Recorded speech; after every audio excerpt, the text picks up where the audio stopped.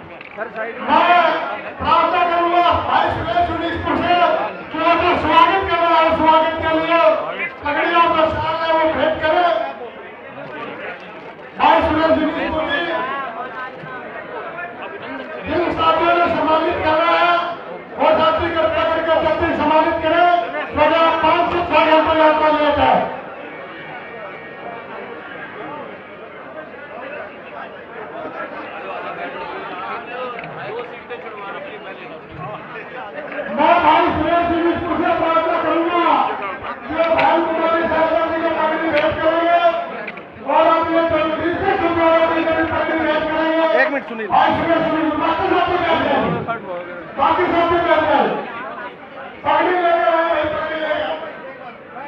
बैठ जाओ सारे बैठ जाओ हाँ जी बैठ जाओ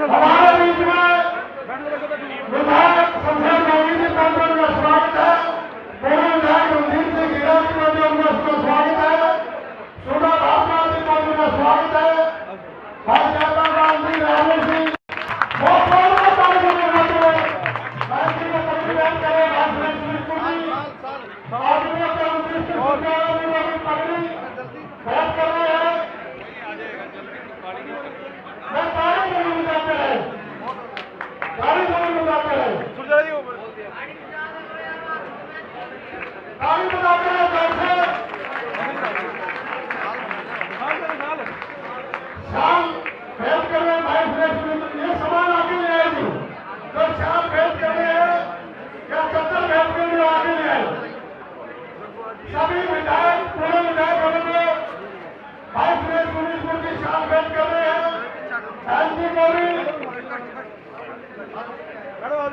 भाई बाकी खड़े हो जाए तालियां जरूर बजाते रहे भाई सुरेश बाकी जी को भी तगड़ी भेंट कर रहे हैं ताली जरूर बजाते रहे सारे साथी बहुत बहुत धन्यवाद साथियों का मेरा स्वागत करते रहे सबको देते रहे मैं शान आगे ले भाई को सामने करो बहुत बहुत धन्यवाद साथियों का भाई सतवीर की शान भेंट कर रहे हैं उनकी सुचेवादी को भाई सतवीर जी राघव बहुत बहुत धन्यवाद भाई सतवीर का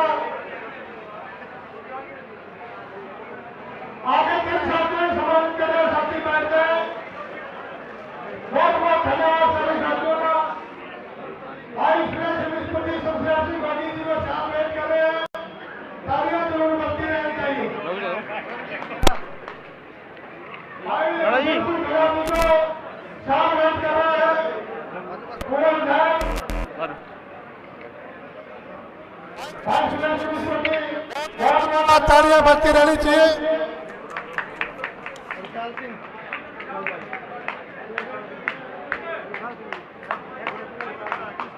चौधरी साहब की पूरा विधायक उनको भी शाम भेंट कर रहे हैं बहुत बहुत धन्यवाद भाई सुरेश विस्पति मैं बाकी साथी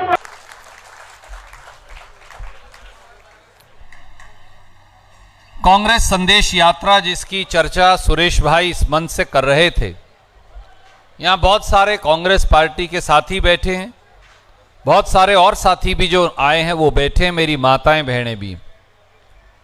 कांग्रेस संदेश यात्रा की जरूरत क्यों पड़ी? ये जो जीटी रोड का इलाका है, अगर मैं यहीं से इसकी शुरुआत करूं तो पानीपत से कालका और कालका से कैथल, जींद, उकलाना, बरवाड़ा, नारनौल, ये इलाका हरियाणा का बहुमत पैदा करता है।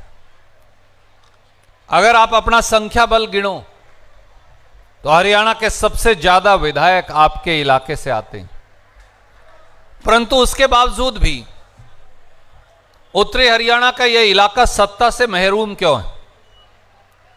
क्या कारण है कि राज्य के अंदर कुरुभूमि, कुरुक्षेत्र सहित इस पूरे इलाके की हिस्सेदारी क्यों नहीं हो पाती? क्या कारण है कि खेत के अंदर रेत भर जाता है जब यमुना का कटाव होता है, यमुना के तट का, परंतु सरकार कोई सुध नहीं लेती? क्या कारण है कि हरियाणा और कुरुक्षेत्र के इलाके का किसान आज बेरुखी का शिकार है? क्या कारण है कि नौजवान आए दिन मंडी में बिकती नौकरियां और गरीब मां बाप के द्वारा ना जुटाया गया पैसा उस बेबसी का शिकार है? क्या कारण है कि मेरी माओं को 400 रुपए का सिलेंडर जो सोनिया गांधी जी और सरदार मनमोहन सिंह जी के समय होता था, वो 1100 रुपए लेने की मजबूरी? क्या कारण है कि खाने का तेल जो 60 रुपया होता था आज 150 और 200 रुपए हो गया है? क्या कारण है कि हरियाणा का दलित, हरियाणा का पिछड़ा वर्ग, हरियाणा का गरीब उपेक्षा का शिकार है? ये सारे कारण हैं क्योंकि दिल्ली और चंडीगढ़ में बैठे हुक्मरान भारतीय जनता पार्टी और जजपा की सरकार आपके अधिकारों को छीन रही है, आपके अधिकारों पर कुठाराघात कर रही है। मां जी 1 साल ट्राई करो किसी बंदे को, 2 करो, 5 करो। भारतीय जनता पार्टी और जजपा को तो हमने 10-10 साल ट्राई करके देख लिया। जिन्होंने 10 साल में कुछ नहीं किया वो आगे क्या करने वाले हैं? कुरुक्षेत्र की एक कुरुभूमि जहां 10 साल में शायद हजारों करोड़ रुपए के टेंडर लगे होंगे, क्या मैं आपसे पूछ सकता हूं धरण डिग जाए ऐसी हैं अपनी सड़कें आज भी। 4 साल तक पूरा शहर ठोकरे खाता रहा, धूल उड़ती रही, कोई संभाल लेने नहीं आया। आज के दिन भी पूरे कुरुक्षेत्र की यही स्थिति है और यह बाकी हरियाणा की स्थिति भी है। यहां किसी तहसील के दफ्तर में, किसी रजिस्ट्रेशन के कार्यालय में, किसी और कार्यालय में चले जाइए, कुरुक्षेत्र के लोग आपको बताएंगे बाकी शहरों की तरह कि भ्रष्टाचार जो है केवल वही यौवन पर है, बाकी कुछ नहीं। कभी फैमिली आईडी के नाम पर, कभी प्रॉपर्टी आईडी के नाम पर, कभी परिवार पहचान पत्र के नाम पर सारे इलाके को, सारे गांव और शहर को लाइनों के अंदर खड़े कर रखा है। 10 साल से तो परिवार पहचान पत्र नहीं बन पाए, प्रॉपर्टी आईडी नहीं बन पाई, फैमिली आईडी पूरी नहीं बन पाई और लोग जो हैं वो परेशान हैं। मेरे बुजुर्गों साथियों, मैं केवल इतना कहूंगा, समय आ गया है बदलाव का और उस बदलाव की ध्वजा, कांग्रेस पार्टी की ध्वजा राहुल गांधी जी और खड़गे साहब का संदेश लेकर शैलजा जी, मैं, किरण चौधरी जी और हम सब साथी निकले। इसमें आपका योगदान, आपके प्रेम और समर्थन की आवश्यकता है। सुरेश भाई, आप कह रहे थे कि आपने बहुत नौजवान उम्र से रैलियों की शुरुआत की। मैं जानता हूं क्योंकि हमने इकट्ठे काम किया। अब एक बार और एक नए जज्बे से कांग्रेस का तिरंगा पकड़कर नए सिरे से सत्ता परिवर्तन और व्यवस्था परिवर्तन दोनों की लड़ाई की जरूरत है और इस यज्ञ में आपका समर्थन मांगने के लिए हम सब आपके बीच में हाजिर हैं। सबको राम राम, जय हिंद, धन्यवाद।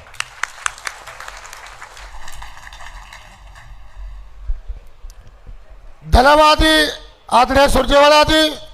अब मैं प्रार्थना करूंगा झांसी की रानी की तरह लड़ने वाली पूर्व केंद्रीय मंत्री, पूर्व में प्रदेश के अध्यक्ष रही, अखिल भारतीय कांग्रेस कमेटी की महासचिव और उत्तराखंड की प्रभारी आदरणीय बहन कुमारी शैलजा जी से प्रार्थना करूंगा कि वो आए और अपनी बात रखे। जोरदार ताली से स्वागत करें आदरणीय बहन कुमारी शैलजा जी।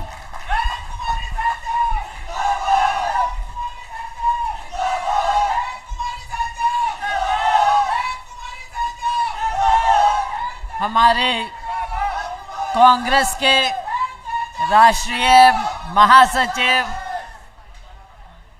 महासचिव, हमारे पार्टी के सीनियर नेता, राज्यसभा में सांसद भाई रणदीप सिंह जी सुरजेवाला, असंध से हमारे विधायक भाई शमशेर जी गोगी,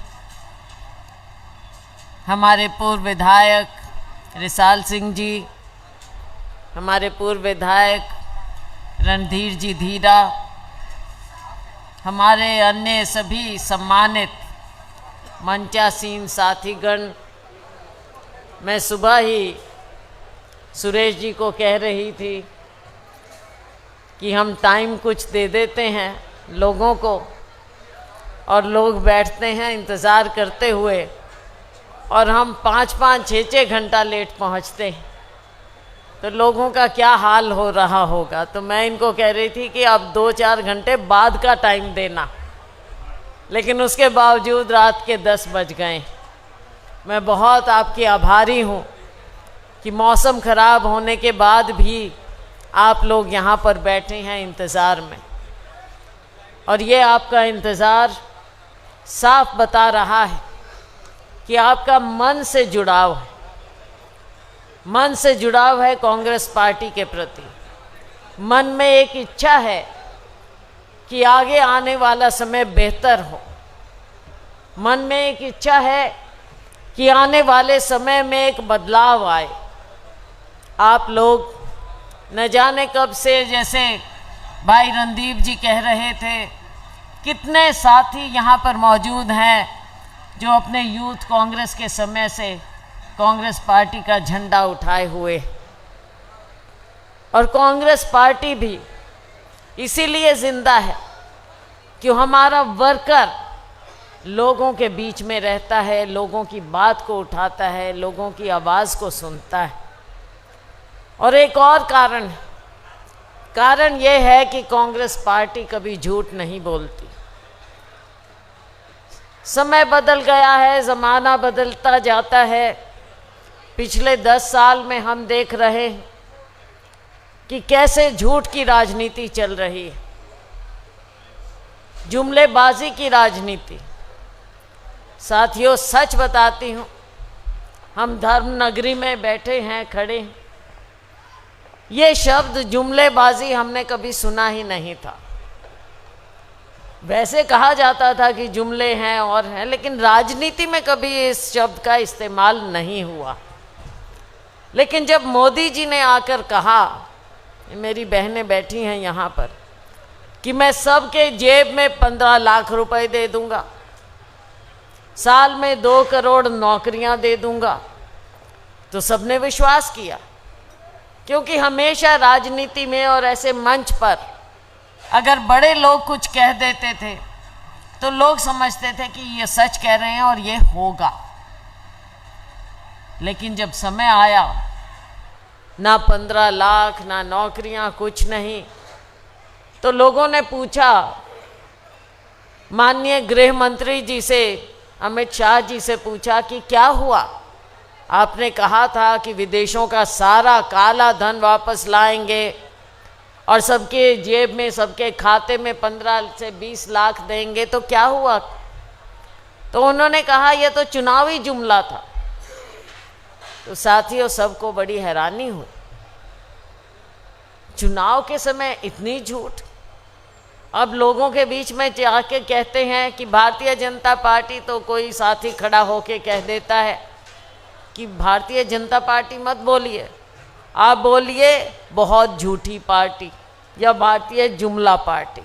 लोग नाम रख देते हैं क्योंकि इनका रिकॉर्ड ऐसा है।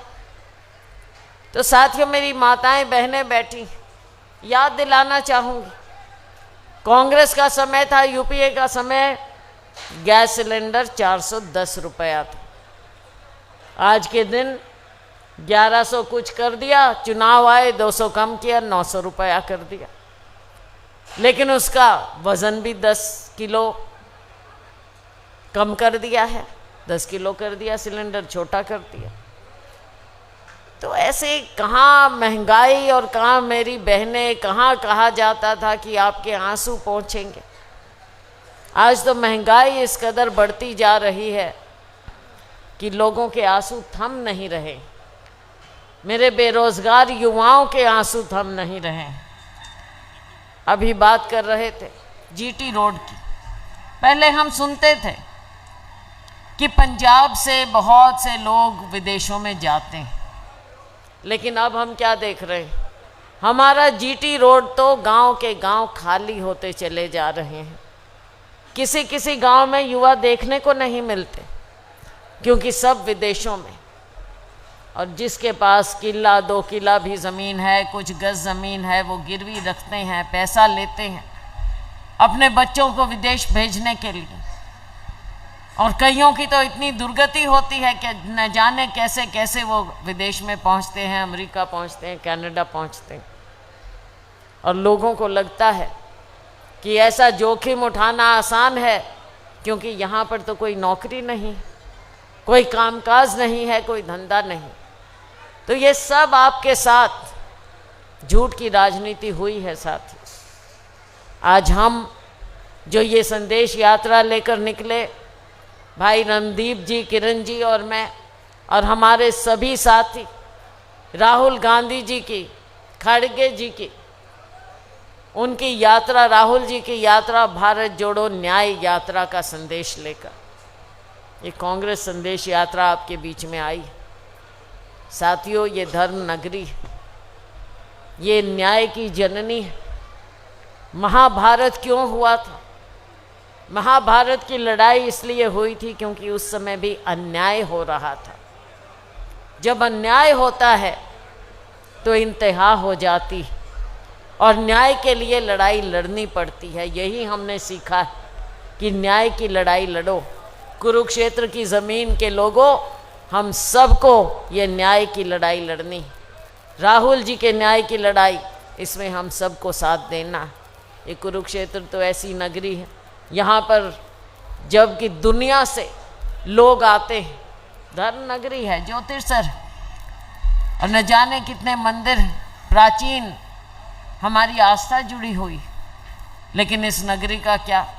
हम तो कहते हैं जो सड़कों के जो हाल हैं, खड्डे पे खड्डे, और यहाँ तो आम लोगों में मजाक बन गया है कि अगर यहाँ अर्जुन अपना रथ लेकर आज के दिन आ जाएं तो उनके रथ का पहिया भी इन खड्डों में फंस जाएगा।